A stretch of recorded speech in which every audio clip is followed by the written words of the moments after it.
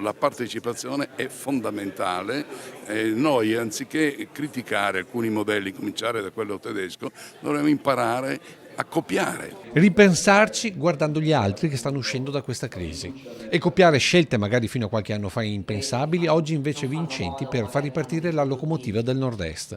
È solo uno degli spunti sviluppati dall'incontro su lavoro e crisi organizzato oggi a Pordenone, un luogo non scelto a caso in una regione a confine con aree fino a ieri appartenenti a stati distinti e distanti, oggi concorrenti dirette del Nord-Est produttivo. Vediamo Carinzia da una parte, Stiria, Slovenia, ma che sulla Slovenia altri ragionamenti ancora, la Croazia, cioè ogni territorio che c'è vicino è un territorio che lancia un segnale di competitività molto forte. Concorrenze che vanno ancora più in là, come in Polonia, dove finiranno i posti di lavoro cancellati a Porcia e a Susegana dall'Electrolux.